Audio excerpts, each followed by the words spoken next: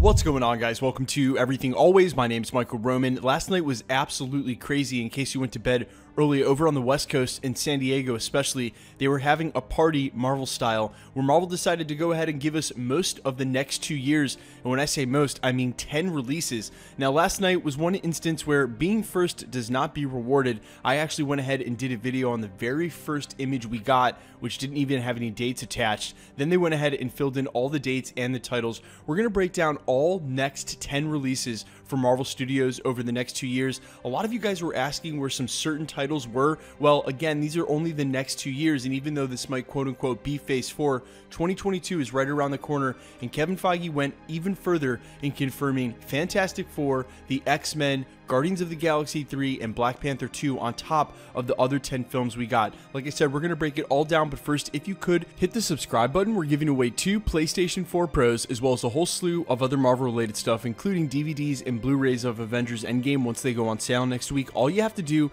hit the sub button, then hit the notification bell, leave a like and a comment on this video, and if you want, stick around to the end of the video. I'll get into all the giveaway stuff again there. So we're going to run down each of the next 10 releases over the next 2 years and give you all the details that they gave us. Seemingly for each title, they had some sort of teaser or trailer and or the cast come out on stage and talk about it a little bit. And in the case of Black Widow, they actually had both. Yes, there was a small trailer shown for Black Widow last night that we're going to break down in a separate video, but it did go a long way in confirming some things. They introduced the cast, including David Harbour, which we now know is playing Alexei, or rather the character Red Guardian, not Ursa Major or even the Thing as some people had rumored. And the trailer itself actually confirmed a ton of things. This is set like we thought after Civil War but before Infinity War, and it also revealed that Taskmaster is actually the villain. A lot of us guessed that based on the leaked set photos. It didn't look exactly like his garb. We can now tell that he is officially the villain and that this film will go a long way in setting up the new Black Widow in Florence Pugh's character. Now, the next release we're going to get after that simply has fall of 2020, but we also know this may be between August and October, lining up with other reports, and that's The Falcon and the Winter Soldier over on the Disney Plus streaming service. Now, we actually got a small teaser trailer for this as well, although I've been unable to source the original footage. I have the details, and it's actually Daniel Bruhl's character of Baron Zemo in the full purple mask saying he's hijacking their Comic-Con and he's going to see them very soon. Obviously, it's supposed to look like a clip left for the Winter Soldier and Bucky. It's also meant to imply that Baron Zemo is coming in his full garb, and really, he's the guy who created the Thunderbolts, so all the rumors of that movie coming down the road could be true as well, piggybacking on the back of this TV series. The third and final release we'll actually be getting in 2020 is on November 6th, late in the year. That's Marvel's Eternals. They did go ahead and confirm most of the cast last night. Richard Madden will be playing the character of Icarus. Angelina Jolie is on the cast playing the character of Thena. No, there was no Keanu Reeves to be found, but they didn't say much about the rest of this film. All we know is that it's set super early in the MCU continuity, has a bunch of characters that none of us know. They will be gods and immortal, quote unquote, in the sense that they probably can live to overlap a lot of the stuff that's going on now. And I would think instead of making them completely disconnected, there's a chance we'll see some of those characters down the road in some major event. Now, shortly after that, just 3 months, February 12th, 2021, we have the release of Shang-Chi, and this is amazing. Not only will it introduce the real Mandarin that's still looming from the early Iron Man franchise in Phase 1, a lesser-known actor in Simu Liu has been cast to play the lead, and what's really awesome about this is not only are they setting up a magical theme and continuity through this next phase, but also a martial arts continuity through this next phase, and we're going to go ahead and get into that with a later release, but I'm sure you guys already know what I'm talking about. Very shortly after Shang-Chi hits theaters on the Disney Plus streaming service, we're going to get the WandaVision TV show. Now, it says spring of 2021, but it's probably going to be early spring, maybe even 2 months later in March, because they also have another show in Loki coming out in spring 2021, unless they plan on running these concurrently, and they may. It's a streaming service. They can do whatever they want. They can even put up all the episodes 1 month,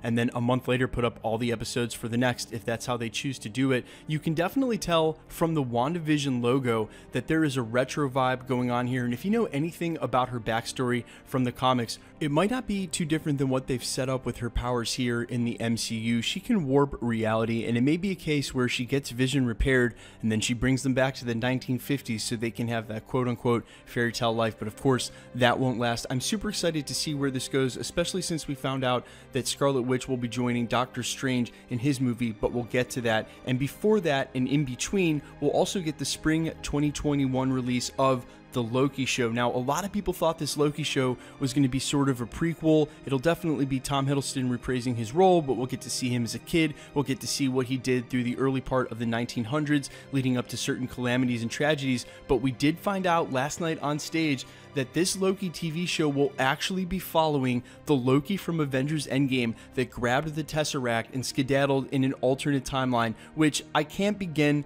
to wonder about the ramifications of this, because you have a whole new MCU over there with things that happen that have no consequence to what's happening in our own reality, unless they're going to wrap that up with what comes right after that. And that'll be on May 7th, 2021. We're going to get Doctor Strange in the Multiverse of Madness, which means not only are we going to have 4 releases in the earliest part of 2021, but that Doctor Strange is going to wrap up all this multiverse stuff that I think is probably going to happen in the Loki TV show leading right up to it. We also know that Scarlet Witch will be joining him in the movie. She joined him on stage, him being Benedict Cumberbatch, Doctor Strange himself, last night to introduce that she'll be in the movie. And if you know anything about where their power sets intersect and what could happen with the Nightmare storyline, then you know that this movie is setting up to be a marquee going forward into these new phases. Now, the next release we're going to get after that in the summer of 2021 is this What If animated series. For a lot of you guys who didn't actually read the comics because, well, you're too young to have had them, a long time ago, Marvel actually did a What If series. I saw this on my Instagram a ton last night, people asking what this is all about. Marvel used to do these comics, What If blank, and then present the reader with an entirely different story than the main continuity based on one huge or small detail change. Now, this was their way of doing separate storylines before they had the 1610 Ultimates universe, before they were breaking it down into different reboots. What I thought was most interesting about last night's reveal of this TV show, we know it'll be animated, is the voiceover cast. And if you notice, it's the entire voiceover cast from the very first phase, minus Robert Downey Jr. This says 2 things. Number 1, everything is on the table for the What If series. If you have the original cast, they can do whatever they want and not break the continuity, as it'll be animated, but they'll have the right voices. It means, number 2, Robert Downey Jr. is truly done with the character of Iron Man. Plus, like my friend Sean said, who wants to pay $40 million for an animated voiceover? Now, shortly after the release of the What If series in early fall 2021, we're actually going to get the Hawkeye TV show. Now, Jeremy Renner went ahead and posted this footage himself of the teaser that they showed last night. There wasn't any footage, but rather this animated teaser where it shows Hawkeye shooting some arrows and then introduces the character of presumably Kate Bishop, the female Hawkeye that could go on to join the new Avengers, but rather this is going to focus on his days as Ronin and possibly training her to take up the mantle of Hawkeye for when he's ready to retire, like he did at the end of Avengers Endgame. Enter Kate Bishop.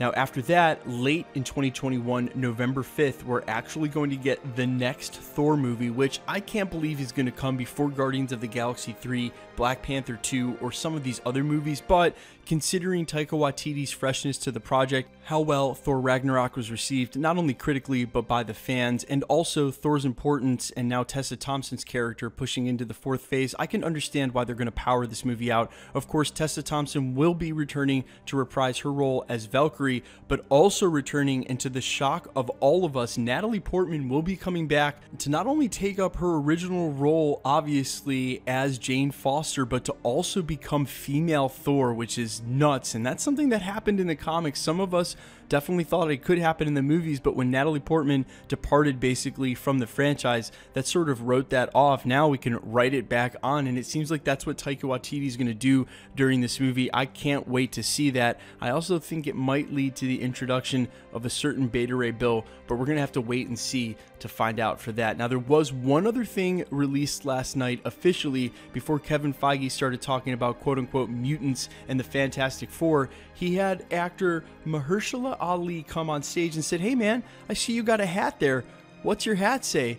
and when the actor put the hat on, it had the logo for Blade, a new Blade movie coming in the MCU. I'm sure somewhere Wesley Snipes is just grinning ear to ear. This is amazing. I cannot believe they're going to put Blade in the MCU. One of the first questions I had, and I'm sure a lot of you did as well, is will Wesley Snipes be involved with this? Will he be part of the series? I've got to think that he will, and I apologize, it's not a series. This is actually a movie in the MCU. I got to think he will as a mentor figure. I don't know if it's going to make the original Blade trilogy now canon to the MCU. I also don't know where that would put Ryan Reynolds' Deadpool as he was in that third film, but either way, I think Wesley Snipes probably will make some sort of appearance, cameo, or play a role in this Blade movie. I cannot wait to see Blade in the MCU, and this is what I was talking about, this sub-theme of martial arts between Shang-Chi and Blade, and then also that crosses back over with the Ten Rings Mandarin not only being martial arts, but being magic-based in Scarlet Witch and Doctor Strange. There's something awesome happening here between the martial arts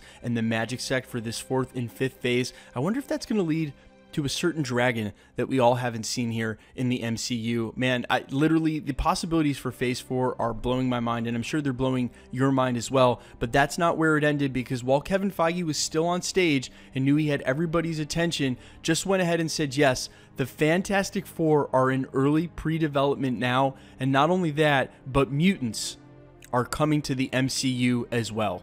Mutants are coming, X-Men are coming, so they have started turning the wheels and working on Fantastic Four and the X-Men. He also went on to say that Guardians of the Galaxy 3, Black Panther 2, they're coming as well, and what I would think is they're going to be part of the 2022 slate, because honestly, a slate is really usually 3 years, not just 2, and all we saw during this was 2020 and 2021. You can be sure if they have 7 releases set for 2021 that we're going to have something close to that for 2022, especially 3 films once they get back on track for that, and I would be guessing that Black Panther 2 and Guardians of the Galaxy 3 would be most important on their list outside of introducing the Fantastic Four, which I also guess you could expect now noticeably absent from this entire list and on everybody's mind.